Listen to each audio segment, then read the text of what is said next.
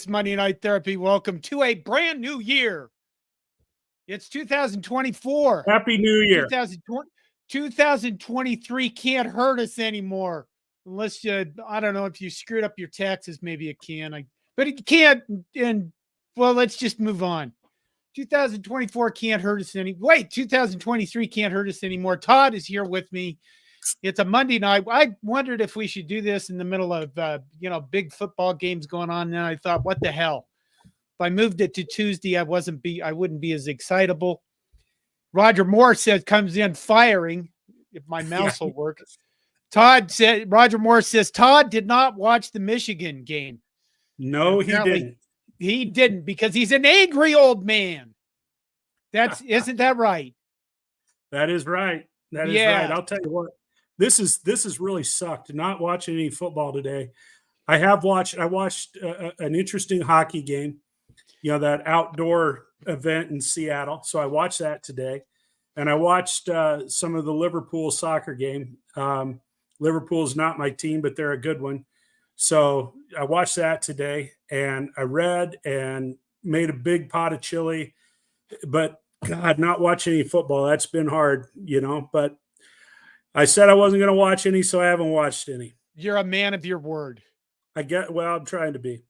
You know what you did? Did you know what you did? What did I do? I think this is really, you owe Iowa an apology, because this was Brian Ferentz's last game as offensive coordinator of Iowa, and he did well. They didn't score a point, but their defense gave up 35 points to Tennessee, and they got Dara. I didn't watch too much of it because after a while it was just really, honestly, not very competitive, and it was kind of boring. And I just flipped over every once in a while to see if they're going to score. Are they going to score? No, they didn't. And they were terrible. And it was fun watching all the Iowa fans go insane on Twitter. And you missed all of that, Todd. What the hell? Well, I was watching some of the Twitter. So it wasn't such that I was completely, because in my boredom, I was watching Twitter, and I thought some things were really interesting. They put a statistic up about how many FBS teams have been shut out 3 times in a season, and then they put the records behind them. Yeah. All the other teams that have been shut out 3 times or more have been like 2-9 or 2-10, or those kinds of records. And here Iowa sits 10-3 and have been shut out 3 times this season. What sucks about this whole thing is that in all likelihood, Kirk Ferentz is going to find a better offensive coordinator. And is he though? Is he? Well, who knows? Who knows? But is there somebody worse than Brian Ferentz? I mean, yes. Well, okay, you are. But Kirk Ferentz, maybe not. Kirk Ferentz had a couple of offensive coordinators that were with him for a long time. When he was at Iowa, and they apparently could get that offense to work. Whoever the offensive coordinator is going to be at Iowa, he can't come in. They're not going to wing, zing, fling it all. They're not hiring Cliff Kingsbury. Right. I mean, it's going to be somebody that has that same philosophy. But, the other thing to say about it is that Brian Ferentz is a jerk. He's a bully. He's a racist. Yeah. And, whatever. But, here, Mitch Carlson makes a good point. Wait, did you jump in? Oh, you're just taking over now. No, I just wanted to I just saw it, John. Okay. Iowa fans want a complete regime change. They want Kirk gone. Iowa fans have wanted Kirk Ferentz gone for 10 years. All Kirk Ferentz does is win football games, but Iowa fans have wanted him gone because Iowa fans are like anybody else. Once you start winning a lot, and they have won a lot, I mean, no, they haven't been national champions, but Kirk Ferentz has never taken them to that level, and their expectations build, and they expect, to be, to win in the Big Ten, just like Nebraska. We expect our team, to win at a high level and eventually win championships. So you didn't, speaking of other guys that people want gone, you know what? Wait a minute. We gotta take a super chat from Prance and Chad. Thanks for the $10. I really hope Monday Night Therapy remains even when things become great for Nebraska again. This by far is the best show on this channel. I hope everyone has a great year. Thank you very much, Branson. Thank you. And we plan on continuing, and the therapy may take a different approach. But we know when Nebraska was with, I froze. Keep going. We know when Nebraska was winning, people were still complaining.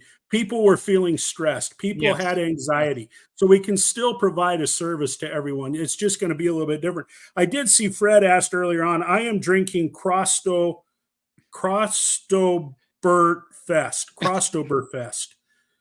That's what I'm drinking tonight. A Nebraska craft brew that was a Christmas present.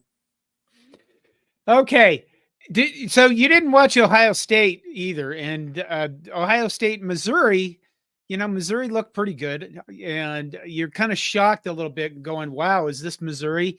And after the game, I tweeted, well, Ryan Day for certain has to be fired now. There are a lot of Ohio State fans that want him gone. And that made, but Ramsey Nesrael, I interviewed him, I think, during the pandemic. He's a friend of mine. He runs 11 Warriors, the very large Ohio State website.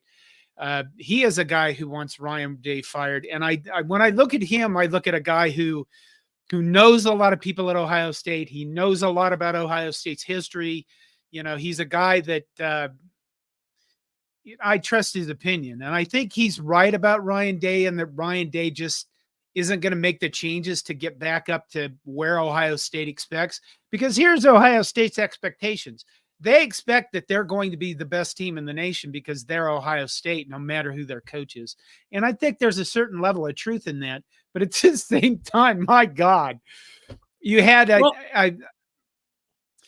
yeah, go ahead. I got a question for you, John, before you go on with that. And it's relative to Ohio State. Are you surprised that Ryan Day mishandled his quarterback situation as bad as he did? And what I'm saying here is, he had Quinn Ewers there, who was, backing up TJ Stroud. And Ewers left, and he's the starter at Texas, and he's got him in the playoffs. Yeah. And so, then he had, oh God, I'm drawing a blank on names. The kid this year, and he was 11-1. Right. He was 11-1, and apparently 11-1 at Ohio State's not good enough, because Ryan Day apparently, after that last game, didn't give him any kind of a vote of confidence, and so then they go strolling into a bowl game with two guys that basically hadn't seen the field, and they couldn't get the job done. So. Is the next Ohio State quarterback in waiting? Is he ready to come in? And who? I thought Ryan Day, kind of made his mark as a quarterback coach, with Urban Meyer. I think that's the thing, is they're in a position. Look, it's got to be painful for them. Michigan just beat Alabama, and Michigan's going to play for a national title. Now, I kind of watch the game, and I usually don't pick a team to root for. My feelings, emotions take over, and I thought, here I am rooting for a bunch of cheating bastards, even because I'm tired of Alabama being that successful, and I'm tired of seeing the Big Ten poop itself in big games. And so, Michigan wins. It's going to be ironic if they win a national title and it's a giant asterisk, but the Ohio State fans have to be going bonkers because of all the hate they have for Michigan.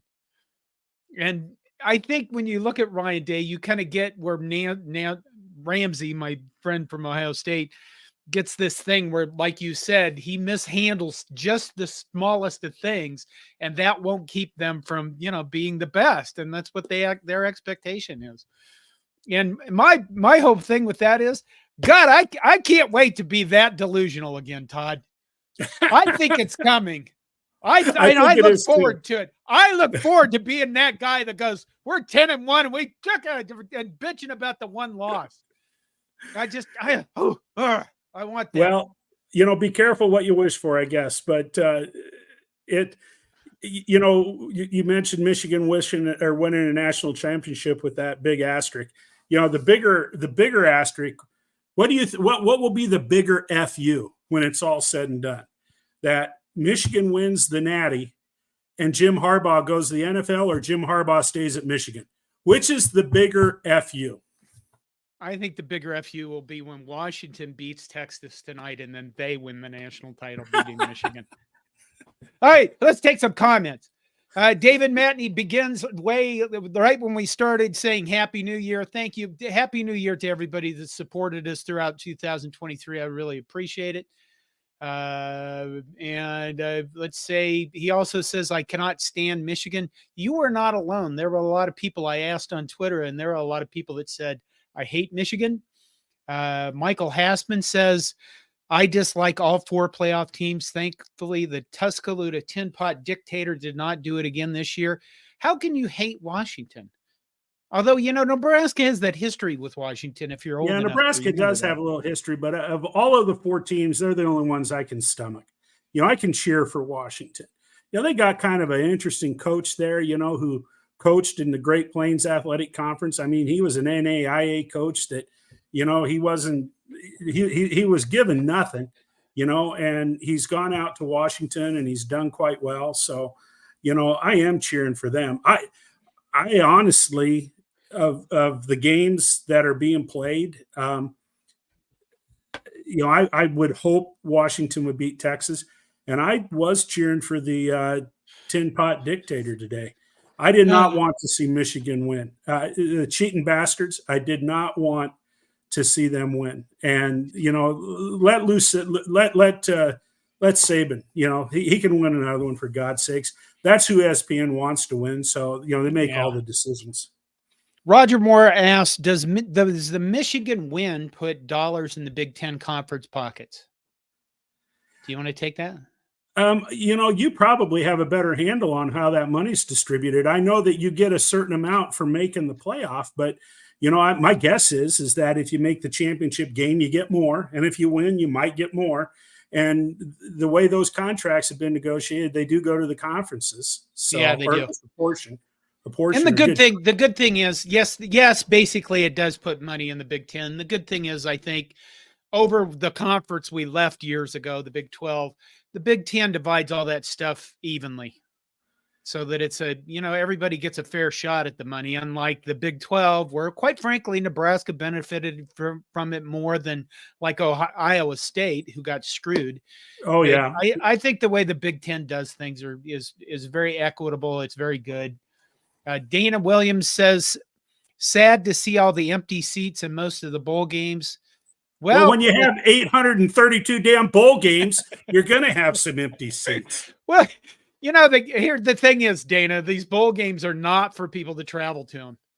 They are for ESPN to put content on that people watch more than ESPN basically owns almost all of these bowl games. And that's why there's so many of them, is because ESPN makes a fair amount of money off bowl games, even if nobody shows up. So the ad revenue coming into those, I mean, think about it. What do you watch on ESPN? Do you watch live sports or do you watch talk shows? Who watches talk shows on ESPN anymore? Not very many people watch talk shows.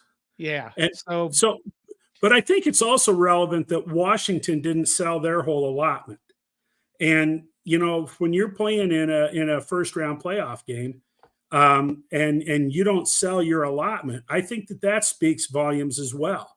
Now I don't know if Washington fans are saving up so that they hopefully have enough, in their bank accounts to go watch a national championship game or not. But here's something that I didn't think about until today when I read that Washington had not sold their whole allotment. I guarantee if Washington had played in the Rose Bowl today in that playoff game, Washington fans would have sold out their allotment.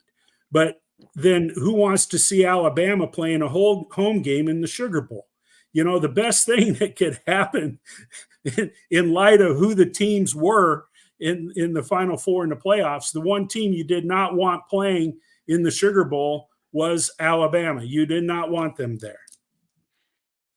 Okay, Fred Sacco comes in with, I have a friend who's a Buckeyes fan, and he's a reasonably smart person, and even he wants Day gone, Ryan Day fired. I still don't get that. Well, they're a different breed.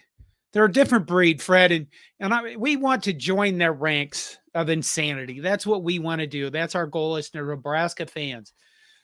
Mitch Carlson says, if Day gets fired, I hope they'll go to Madison and take Fickle from the Badgers, just because I can't stand the Badgers, and that will upset them.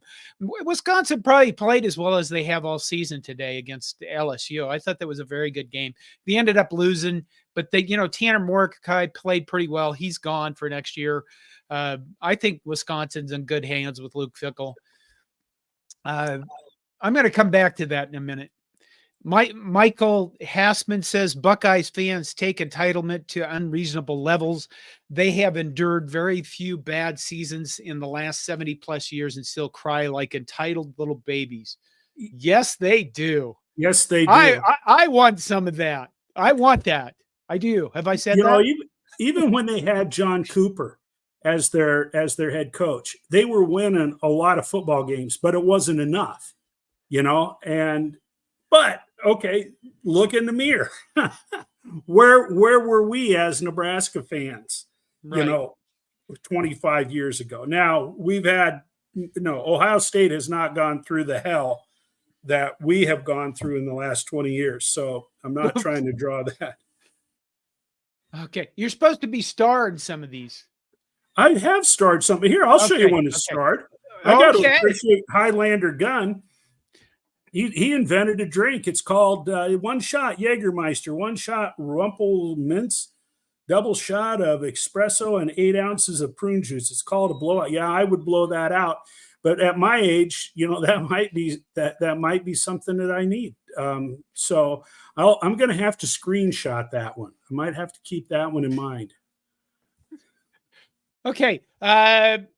Washington is up 7-0. If I tell the score, Todd, is that irritating? That's not cheating. That's not cheating. I'm not cheating. Washington is up 7-0. Texas is driving. They're on the 6-yard line, 5-yard line.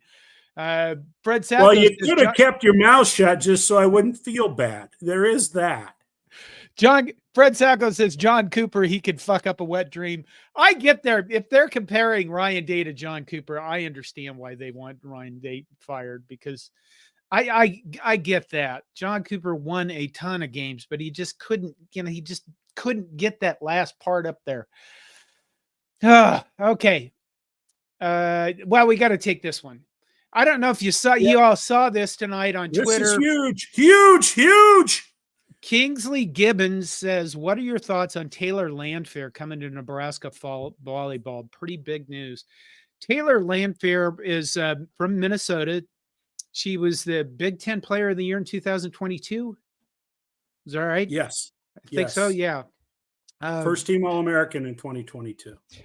Yes, first team All-American. The amazing thing about this, I think, is this.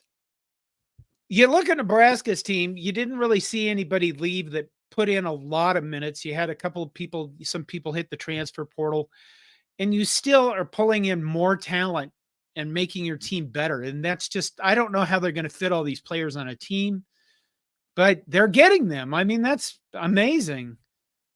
I said this earlier today, and I'll share it with you. I think 2024 is going to be the most interesting year of all of our lives. And we'll just stay to sports for this. But, I mean, you think about all the changes that are coming in 2024. Nebraska's volleyball team is going to reemerge with the same level of talent with another year of experience. You look at 2024, going to be probably the biggest change in college football since, I've done the history stuff. I got the History Channel stuff going. This is the biggest change in college football since, 1912, since they invented modern football. I mean, it's literally decades and decades of our life. You can go back in the 1960s and see where Joe Paterno was lobbying for a playoff system. If you go back through the stuff that all the coaches were doing then. So 1960 to now, and you've got a 12-team playoff coming in next year. And, this year we had a lot of arguments about, did Florida State belong? Did they not belong? Well, that resulted in probably the biggest, I'll call it a tragedy. The bowl game, 63-3, Florida State, Georgia. I only watched a little bit of it. I'd flip over like I did with Iowa and see it. And it was it was a fiasco. It was an embarrassment to college football. And I don't think it was an embarrassment because Florida State players decided to opt out or declare for the NFL draft. I mean, they're doing what's been in their best interest. A lot of them went to the transfer portal. A lot of them were going into the NFL draft. They're looking out for their futures, and they know because the College Football Playoff Committee basically told them, this is a worthless bowl game. That's what they said to them when they didn't pick them. Now, would Michigan have played Florida State a little bit better? Well, Alabama lost. So I don't, or we would have never known, but I think Florida State got shafted and it showed up in that game. Bowl games for years have been about who wants to be there most. It isn't just now because of nil or the transfer portal, but they do need to fix this stuff. And I'm not 100% sure how they're going to fix it. Well, Kirk Herbstreit had a solution today, I'm told. Was the solution to give everything to ESPN? No, he said, get rid of all the bowl games. Just stick with the playoffs and put all the focus on the playoffs. And then those games will be meaningful. You won't have to worry about players opting out because they're not going to opt out of playoff games.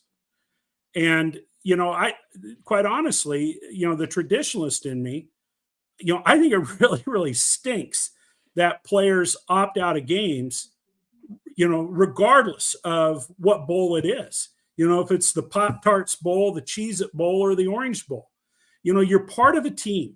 You're part of a team and you've made a commitment to that team. And, I've had this argument with people on Slack and CornNation and stuff for quite a few years where they say, these top draft picks or potential draft picks, they don't blame them at all, looking out for their own best interests. That could be millions of dollars. I mean, yeah, there was that quarterback from Ole Miss a couple years ago that chose to play in the bowl game, and he did get hurt. And it did impact his draft stock a bit, but he still got drafted and had an opportunity to make it in the NFL. But, regardless of nil or too many games or whatever it might be, I'm just not. I guess I'm just too old school in my thinking. It's team before me. You're only part of this because you're on part of a team. You are not who you are if it wasn't for that team that you made a commitment to. And so I just think it absolutely sucks that these guys are opting out. I don't know that there's a damn thing you can do about it. Right. I've heard some people say, change the portal. You can't change the portal.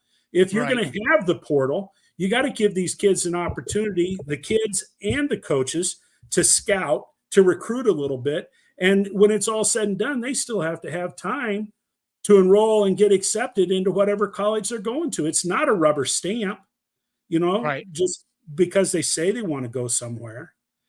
So, yeah, that's a frustration. But, I don't like the number of bowl games anywhere. I think with the playoffs, if you have somewhere around 10 bowl games, then you've got, what?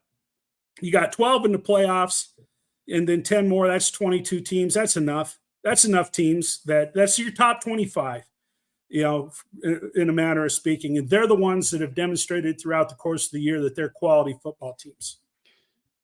Todd, you missed one of the funnest things in college football this season, and that was the Pop-Tart. That was the Pop-Tart Bowl. I saw it on Twitter.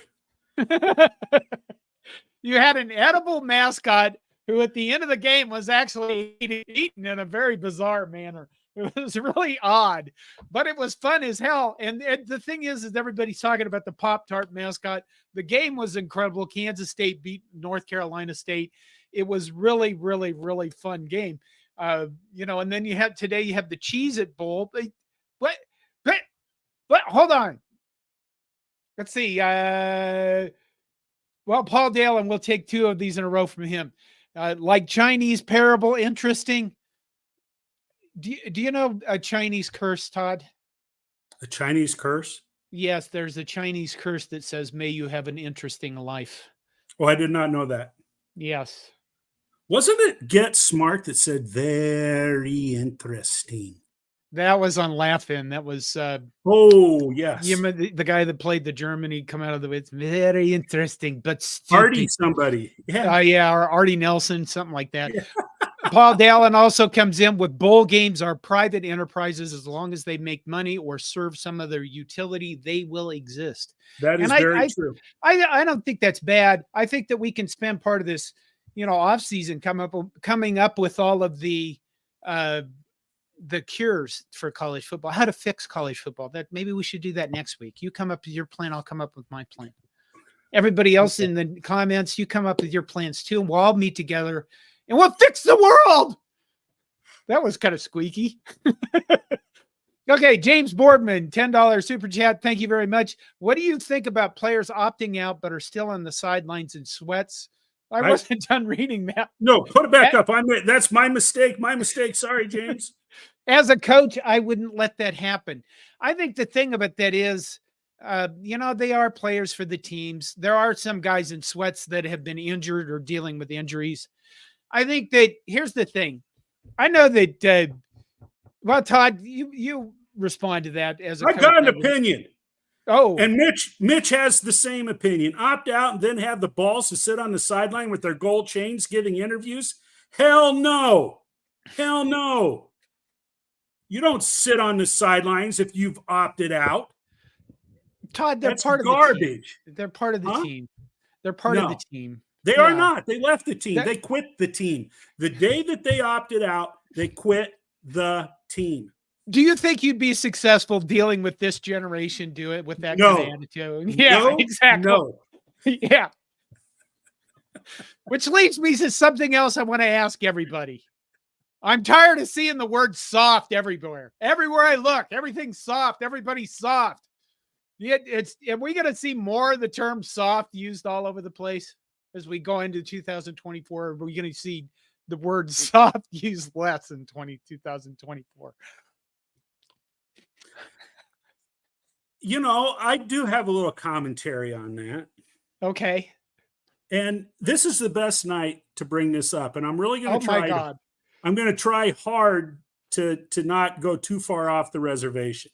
But the fact that we got Fred Sacco here tonight and Don Dre, both of them will recognize the name that I'm going to say next. Mike Denny. Oh, okay. Mike Denny was the head wrestling coach at UNO until Trev Alberts disgracefully ended the program. That's all I'm going to editorialize about Trev Albert. Okay. For this night. But Mike Denny was an incredible wrestling coach. He's an incredible human being. And when the program was cut at UNO, he went down to St. Louis to Maryville University and started a program from scratch down there and had them national champions before you could blink an eye. I mean, just amazing. Mark Manning, Nebraska's coach, was a wrestler for Coach Denny at UNO. So the guy had it. And I was fortunate on Saturday that I spent some time with him at an anniversary party where we both had a mutual friend that he and his wife had been married now for 60 years. And it had been quite a while since I had a chance to talk to Coach Denny. And I asked him this question. We talked a lot, and I asked him this. I said, I had a conversation a few years ago about wrestlers. And I said, I posed this question to someone who had a lot of historical knowledge about wrestlers. And I said, are today's wrestlers, the best wrestlers today, are they superior to the best wrestlers from 25, 30, 35 years ago? And Mike Denny said the same thing that this other guy said. He kind of scratched his chin and he says, that's an interesting question. And he said, what I would say about the wrestlers today is that they have technical superiority. Right. They have skills. And I would say that about volleyball players. I would say that about baseball players. I would say that about young football players. Think of all of the coaching that these kids are getting from the time they're little boogers, they're, all the way up. Their skill development is incredible. But what they don't have is that mental toughness. They don't have that grit. They aren't those kids that grew up having to do hard labor doing something that they didn't like to do. Now, they might swing a baseball bat 100 times a day or spike a ball 200 times a day, but that's a lot different than having to be, being expected to do other kinds of hard things. They haven't had to do that many hard things in their life. So the answer to the question is the word soft. I think soft is an unfortunate word that people often use, but I don't think that we have that level of mental toughness that a lot of athletes in the past had. I think it's different. Right. And some people might want to call that entitlement. Don't know. But mental toughness is where I think resilience. Resilience. There you go. That's not all of them. That's not all of them. There are some incredibly resilient athletes out there. But I think it is different. Branson Chab gives you a super chat, and Todd claps. He's clapping for you, Todd. That was from earlier. That was from the earlier ranty bit. Well, I guess I'm ranty. Okay. Our own Beth Merrigan, our volleyball, the best volleyball person ever in the world, says about Taylor Landfair, 6'5" outside hitter, slower, not an excellent passer. Curious to see how she integrates. And I think, that'll be stuff we can talk about during the off season with Beth. Well, that's going to be the question because the chemistry on that team is huge. Yeah. So it'll be interesting. James Boardman said FSU had players opt out before the game and opt out during the game. And you watched them play and it certainly looked like that. I mean, it was really unfortunate. They had over 30 players who for one reason or another did not play in that game. Yeah. That's a travesty. They should have done what I said at the beginning when they didn't get picked. That Monday night that we were on and they said, and they did not get picked to go into the playoffs. I said they should just boycott it, say the hell with it. And they should have. They virtually did. They kind of did. And I don't think Kirby Smart after the game talked about how college football needs to decide what it wants and fix the problem, because I don't think he had, I'm sure that Georgia fans were delighted with beating the shit out of Florida State. But watching Osborne teams when they beat the hell out of Kansas State and Iowa State all those years ago, they just weren't the best games ever. So I'm sure Kirby Smart was like, great, we won a game, but it wasn't really a game. I don't think he probably is I think he's a good coach. I don't think he took a lot of joy from that. Vince Watson says, how many years of 12 teams before the powers that be want more dollars and go to 16? I'd say 2. 5? I'll give it 5. I'm going to give it 2 or 3. And the reason why I'm going to get it to 2 or 3 is they're still holding the playoff games at bowls. And I think that they're going to do that for 2 years. And then people are going to go, I'm not paying shit tons of money to travel to watch my team play in southern places 3 weeks in a row or 2 weeks in a row. You're absolutely right with that, John. Yeah. They can't do that. I think that this, although, there are a lot of people with money that just like throwing money around and like going to events, but they got to spend $5,000 for a ticket. But so you know what? They'll be fine. John, there's a lot of Washington fans with money that chose not to go all the way to New Orleans. Well, that's true. And by some design, it looks like 4 teams are going to have a bye in this 12-team playoff. So you're talking about potentially 4 teams that would have to that would have 3 games to buy tickets for and travel. I don't know. It's confusing to me. I don't understand why. Well, I do. It's TV, but even with TV, I don't understand why it's so hard for FBS not to emulate what they do at FCS Division II, Division III. You know, they have. Come on, Todd. You know why it's hard. Well, it's the bowl standing in the way. Yeah, it's because you know this. You're old. I'm old. When I'm talking to my customers, sometimes I go, "So when are you going to retire?" I'm going to make it another 3-4 years. Okay, well then you retire. I'll retire too. That's what happens when old men run things. That's why you don't get change that's necessary. You know, all these people that are running the college football playoff committee are looking at their Orange Bowl buddy or their Sugar Bowl buddy and going, "Well, Bob, how long you want to be a bowl manager?" I'd like to get another 2-3 years out of it, Jim. Okay, we'll keep you involved. That's how this shit works. You know that. It just is baffling to me because every one of the college levels of football has a workable playoff system. It's regionalized. There's a system in place where conference champions get automatic bids. I mean, it works, and it's worked very well for years. Okay, Paul Dalen throws in a super chat, and he says, everyone proposing limits on this and that should remember that we have these things because the NCAA is trying to avoid litigation. Restricting use would undermine the whole reason for them. So, plus there's not a legal structure for most of the things that people really want to do. Thank you, Paul, by the way. There's not a legal structure in place for any of this stuff that they think the NCAA should do with nil or the portal transfer. And that's why the NCAA is probably going to go away in 2 or 3 years.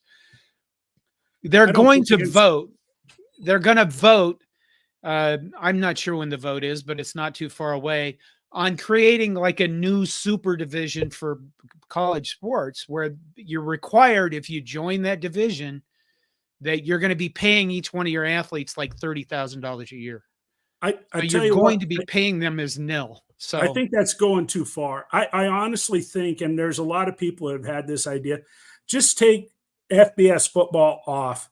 Just let college football be its own damn thing at the highest level.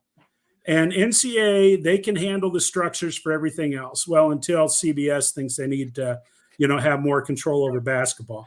But, just let them go and then regionalize all of the rest of your sports. We can go back to some sanity with everything else. This is the Chip Kelly proposition. There you go. It makes absolutely no sense for Oregon to be flying a volleyball team to New Jersey, right? To play a Friday night. That makes no sense. Okay, we'll take some other ones for a while. Husker 2012 says, could the Husker 1s beat FSU's 2s, 3s? Yes. No. Yes. No, we couldn't. We never saw the Husker 1s. The Husker 1s in football? We saw the Husker 2s and 3s. I don't understand what you mean. How many games did the number one quarterback at Nebraska play? No. How many games did the number one running back? How many games did the number one wide receivers? How many games? We never saw the Husker number 1s play together. Well, that except is true. for the first game of the true. season. That is true. That's a good point. So you think yes? Yeah. Okay. I'll go with that. I'm not going to argue. Todd's prunes are hitting him. Let's see. Then we get that one, 12. David Mantney says, if they pay nil, shouldn't there be some obligation to pay out the season? You would think so. I would think so. I think that would be part of contracts. I was trying to get my hands on some nil contracts, but unfortunately I haven't been able to do that yet. So you would think they'd be written in that manner, but I don't think they're that strict. And there's probably some legal level that you can't, I don't know, maybe you can't put that into a contract.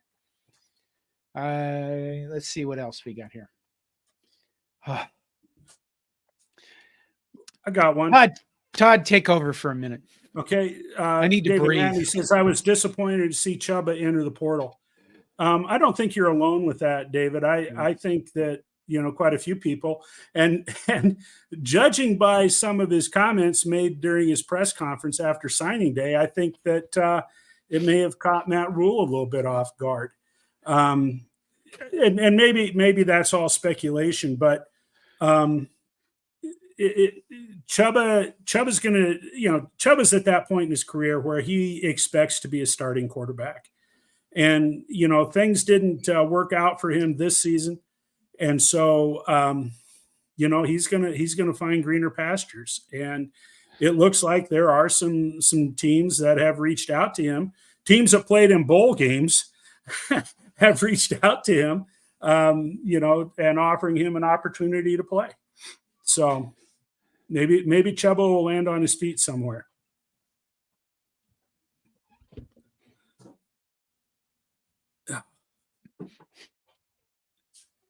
Geez, John, here's one that I thought was kind of interesting. Fred responding to Roger Moore. Yeah, hate Texas more than OU, but OU is not built physically for the SEC. Be like us when we hit the Big Ten. Fred, I hadn't thought about that until you brought that up. And, the SEC conference is a pretty physical football conference too. Yeah. And, I don't disagree with you at all on that. I'd hate to think that Texas is going to do better in the SEC than OU. I mean, I've always been able to cheer for OU unless they're playing against us. But oh wow, yeah, no, I agree. I think you hit the nail on the head there. I think it looked like when Brent Venables came in, Oklahoma had the right coach, but I think Texas under Steve Sarkisian has the righter coach.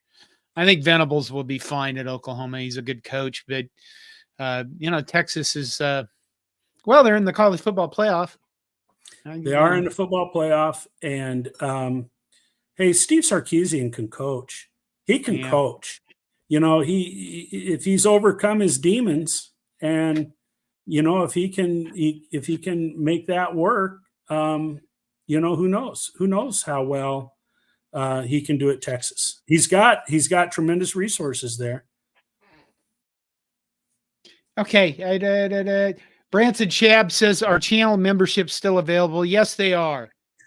For like $1.99 a month or something, you can purchase a channel membership, and I think you get emojis. I'm going to look at how I'm doing some of these things during the off season. So we'll see what happens. Here's one for you, John. Hey, John, how many seasons? This is from Husker Chuck. Hey, John, how many seasons will primetime last at Colorado? I think 2000. I got my number, and I'm holding it below my table. Are you? Yeah. I think, and I promise I won't change it, no matter what you say. I think one more. I think his son will graduate, and he'll say the hell with it. And I think 2024 is the year that everybody realized we're probably going to see the same thing happen early in the season that we saw happen this season is, Prime. Look at how good he's got all these players, and then he's going to fizzle out, and then everybody's going to see him for the fraud he is. Todd? Well, I said 2 total. So that's the same thing that you said. I don't see Prime. He's lost both his offensive and defensive coordinators. Right. And I don't see things getting a whole lot better. There'll be a high flying offensive team again this year. He's going to bring in some really good athletes. Yeah. He'll probably figure out how to get them all ready to go. But, there's a lot of Shadur Sanders on tape now, and there's, teams have got him figured out. We'll see how he's done. Mitch Carlson comes and says, following up on our conversation earlier, Chubba would have been a better number 3 than Harburg, but he was never going to get ahead of Kalen or Harburg. After 4 years, he's a 50% passer with a turnover issue. Mitch, where I'm coming from is that Dylan Raiola and Danny Kalen have 2 things. They both have the same thing that Chubba Purdy doesn't have. And that is they are freshmen. And if you're going to take a team that everybody hopes is going to have a winning season, if you're going to take them out on the field and your top two quarterbacks last year were playing high school football, I think that is a scary, scary proposition. I think both of those guys need some time, to learn the ropes. And if you had Chubba Purdy there, at least you got some experience in the room that you could fall back on. I'm not so naive to say that Dylan Raiola wouldn't be the starting quarterback for the first game of the season if Chubba was there. That may well be the case. But when he blows up and they've given him a second and a third chance to right himself, at least then you got Chubba Purdy that may be able to step in and do the job. So that's my opinion on that. Washington has just scored from the 2, running right up the middle on a nice misdirection. Roger Moore, I thank you for this. You always have to, it's important to keep this in front of us, that the greener pastures in Iowa are reserved for the cheerleaders. Yes, in fact, they are. They have had drought conditions over there. And I've talked to a lot of Iowans in the last few weeks, and they are quite concerned. There's been limited snowfall, which is not helping matters at all. So it might be tough for the cheerleaders over there going into next season if something doesn't happen. David Manny says, do we go back to the time when we had the coaches poll and the writers poll? I think you'll see something like that, but they won't count for anything. I mean, you put it this way. You have a college football playoff committee deciding things. And when you have people like that in charge, they don't willingly just give it up. They don't give up their power. If you give somebody power, they don't willingly just go, oh, here, you can have it back. Nobody does that. I wouldn't. So, and then Fred Sacco comes in with a little bit after that, and he said the polls will be placed by artificial intelligence powered by Always Be winner Herbie. Thank you for always remembering that, Fred. Okay. Well, now I'm kind of kicking myself for not watching the game. According to James Boardman, the Texas coaches are dressed like Russian pimps tonight. A, I have no idea what a Russian pimp looks like. B, I'm having a hard time figuring out why they would be dressing like pimps when they're playing in New Orleans. Well, okay, now it makes sense. Yeah. They are from Texas. I mean, Russell Mavis comes in and says, any word on potential quarterback coaching candidates? No. There has been no word whatsoever. Nobody's heard anything. And I wouldn't find that disturbing. Maybe that means that our quarterback coach is in the NFL. And as we know, they are still playing. You didn't watch the NFL, did you, either? Yeah. Oh, did you watch the Packers beat the shit out of the Vikings?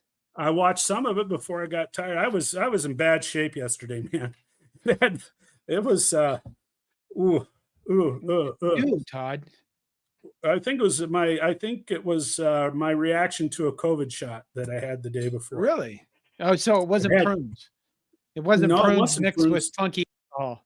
No, it was not the blowout, but no, rough day yesterday. So I did watch some of it.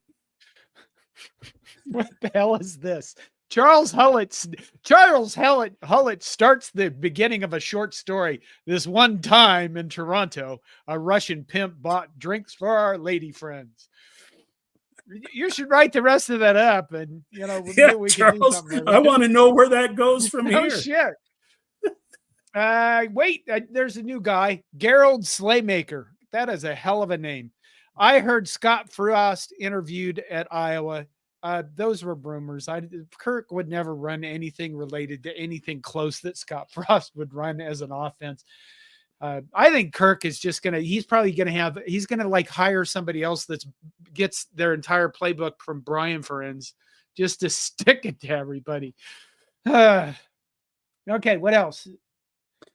Oh, wait, here it is. Mike Corrigan, tracksuits and gold chains. Okay. I thought about that, Todd. I got the robe going. Do you think I should mix in some gold chains with it? Yeah, and a pipe. But I don't think gold chains go with a pipe. You got to do one or the other. And I'm not going anywhere near a pipe. Okay. We're 10 minutes about left. that. I forgot about the Russian pimps and the gold chains and track shoes. I should have known that. Okay. What's next? What is next? I don't know. I'm flipping over here, gandering the game a little bit more. You know, I guess with football, you know what, the recruiting season's going to pick up hot and heavy again here in January, where, you know, coaches can get out. You know, there's going to have to be some decisions made by people in the portal. And, you know, I would expect that we're going to hear quite a bit, you know, over the next week or so, you know, trying to keep things alive or keep enthusiasm up. But we also have basketball season where both teams now are going to play exclusively in, you know, the Big Ten Conference. There's optimism for both of them. I don't follow those teams like a lot of people do, but I think it'd be great if both teams made it to the NCAA tournament. You know, perhaps the men have a little bit more work cut out for them than the women. Women had a huge win out at Maryland. First time. Well, no, it was at Maryland. First time they've won out there. So, you know, that's really good. Wrestling season is going to kick into full gear. Wrestling team right now, Flow Wrestling has them ranked number 2. They're going to have a home duel against the Iowa Hawkeyes in not too long, which, you know, if you're hanging around Lincoln, Nebraska, and you want to go see some people absolutely lose their minds. And John can attest to this. Yes. Yeah. John actually was able to get up close to quite a few coaches when he was shooting film at the Big Ten tournament up in Minneapolis one year. And he truly appreciates the total insanity that is totally exhibited by wrestling coaches. Go ahead, John. What do you got? Okay. Well, number 1 Highlander to Gun says, what's the score, John? Well, it's 14-7 Washington. Texas just punted. Washington muffed it. Texas recovers at the 21-yard line. So, you know, it's an exciting game.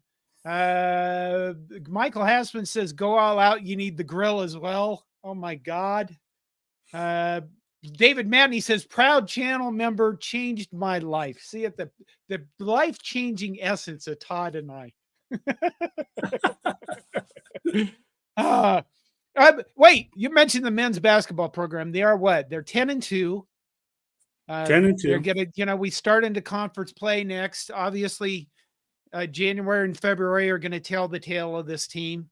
I've seen the one thing that bothers me is that I've seen people online refer to our strength of schedule in the 300s.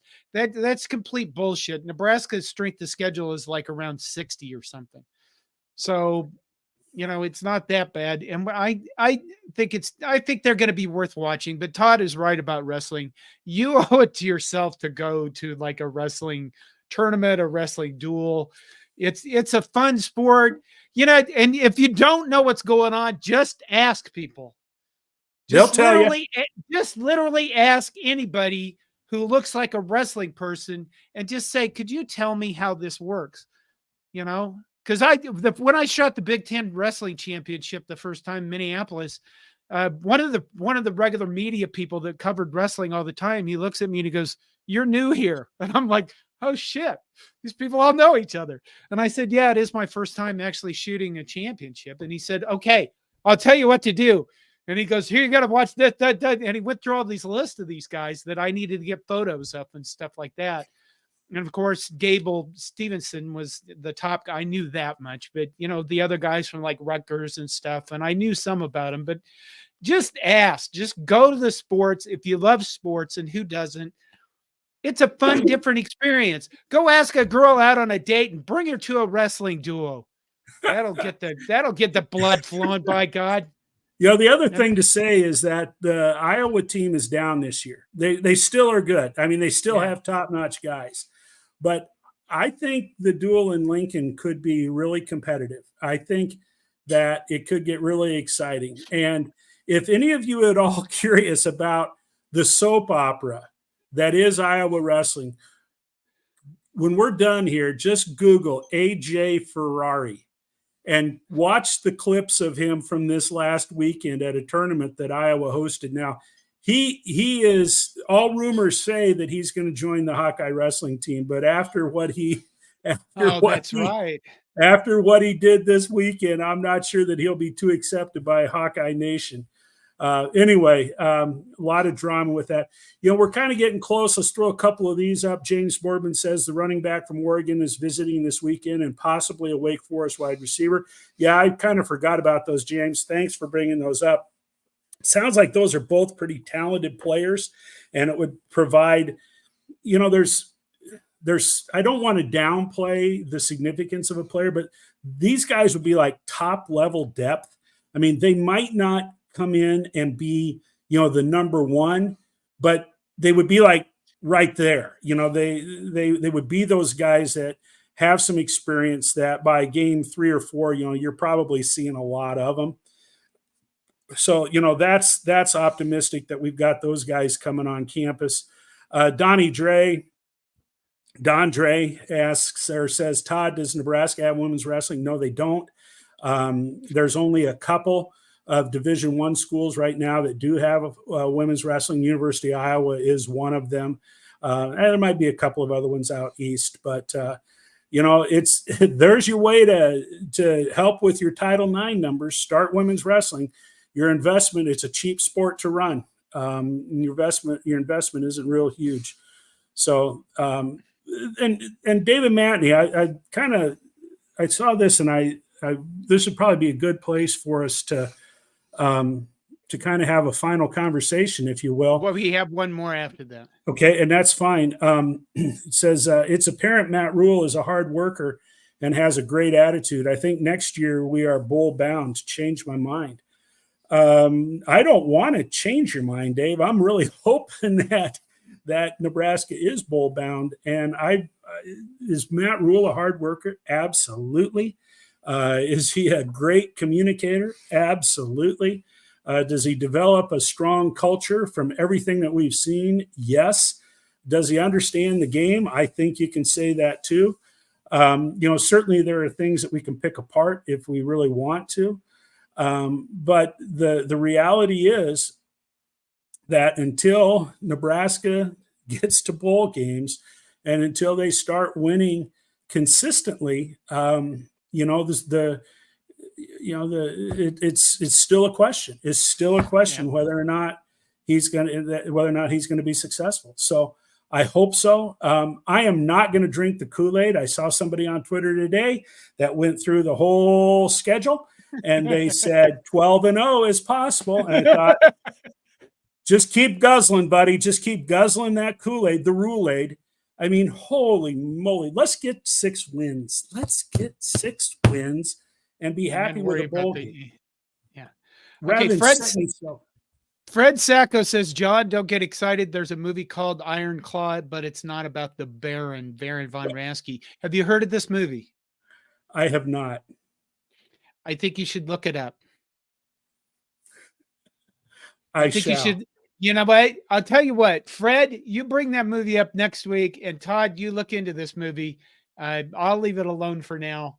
And David Matney says, I think the future is bright. I do too. I think, I think 2024 is going to be a lot of fun. It's going to, like I said, it's going to be interesting. And no, that's not the Chinese curse. It could be, God help us. Fred, go take a look at AJ Ferrari, and I guarantee you will not mix him up with John in no way, shape, or form. None. Zip, none, nada. Think Italian stallion. What are you saying about me? Texas has scored, and it's tied up at 14 with 10:08 left in the second quarter. I think we've hit our hour mark. Don Dre says, thank you, Todd and Fred. Well, we should probably invite Fred on here sometime.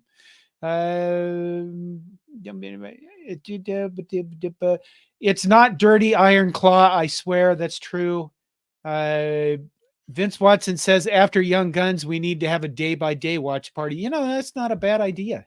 Maybe that's something we can do as long as we don't get into copyright issues. We'll figure this out because the off season is pretty much, it's just almost here. And we'll figure out what we can do for fun during the off season. Husker Chuck says, would it be wrong of me to hope the women's wrestling team is attired like the gymnastics team? Well, not really. I don't think so. They won't be.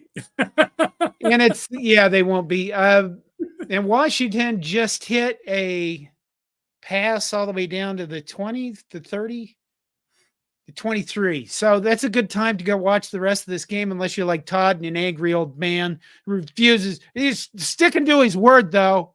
You got to give him credit for that. I'm getting ready for Montana, South Dakota State. I'm going to gear up for that one. There you go. At the end of the week, and I'll cheer on my Montana Grizzlies. And I know that there's some jackrabbits out there, but I will. I got part of a year as a Grizz. Okay, Branson Chab gives us a $2 super chat with a thumbs up. Thank you. Thank you. Really, honestly, thank you to everybody that supported us in 2023.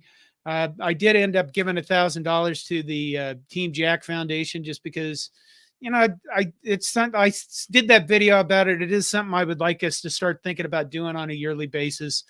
If not Team Jack, maybe, I don't know, find something or someone, a cause. I think if you have a platform like this, I don't want to say it's obligated because that would, everybody gets to make their own decisions. But I do think that, if you can give something back to people, that's a good thing. So, 2024 is going to be a shit ton of fun.